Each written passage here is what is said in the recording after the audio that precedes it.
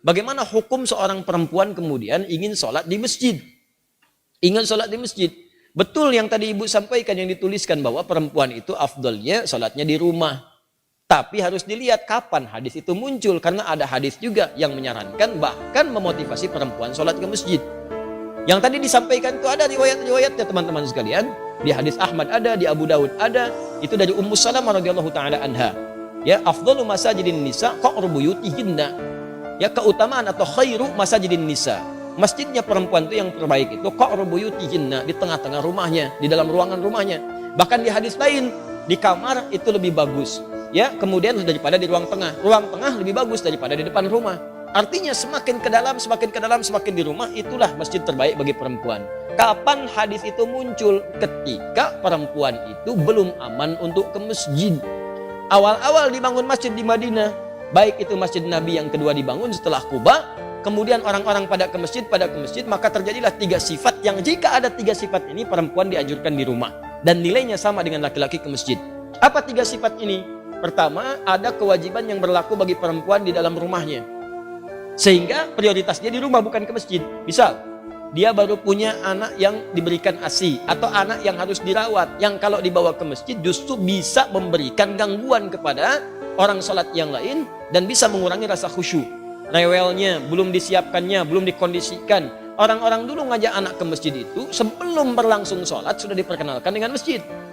Misal sholat zuhur sekarang misalnya jam 12 kurang 10. Maka Anda jam 11 datang, jam 10 kenalkan masjid, lihatin ini tempat untuk khutbahnya, ini mimbarnya, ini saf-saf sholatnya, ini sholat seperti ini. Lihatin, kalau anak-anak itu wajar, memang anak-anak wajar. Kalau jalan, kalau lari, kalau macam-macam, biarkan dulu aja masuk dia, biarkan masuk. Lari-lari di masjid lewat sana sini, setelah dia mulai agak nyaman, baru sampaikan, ini rumah Allah. Allah yang sayang pada papa, yang memberikan rezeki, memberikan kau main-mainan, membuat kita nyaman hidup. Allah itu sayang. Rumah Allah beda dengan rumah kita. Masuknya kaki kanan. Ucapkan ini. Kalau kakak ucapkan ini, nanti tobotnya bisa ditambah.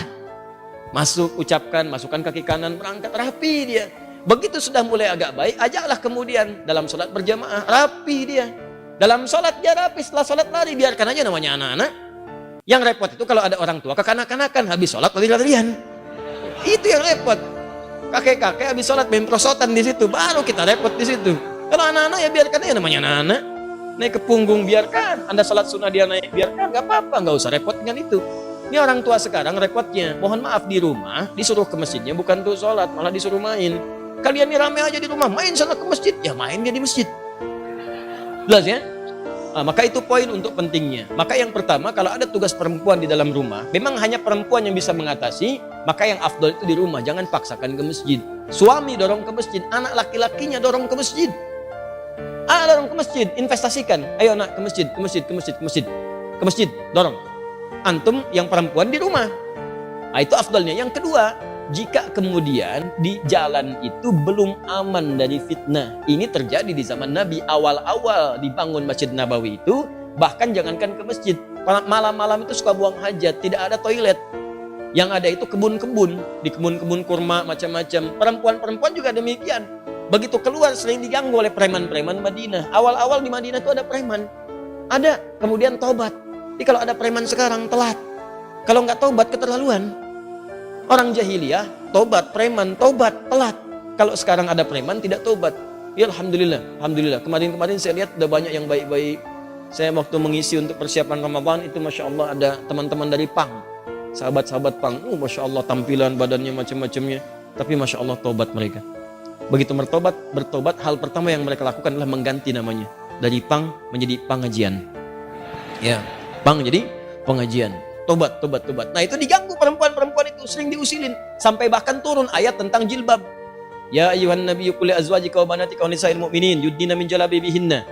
Nabi, katakan pada istrimu, anak-anak perempuanmu dan perempuan-perempuan yang beriman, sampaikan pada mereka, rendahkan jilbab-jilbab mereka. Ya, asa an yu'rafna fala yu'dzain, sehingga mereka bisa dikenali dan tidak diganggu lagi. Turun ayat ini, turun tentang ayat merendahkan jilbab. Setelah itu masyarakat menyebar. Yang ketiga, memang tidak ada tempat khusus untuk perempuan. Adanya laki-laki saja. Jadi kalau masuk ke sana dia khawatirkan ikhtilaf.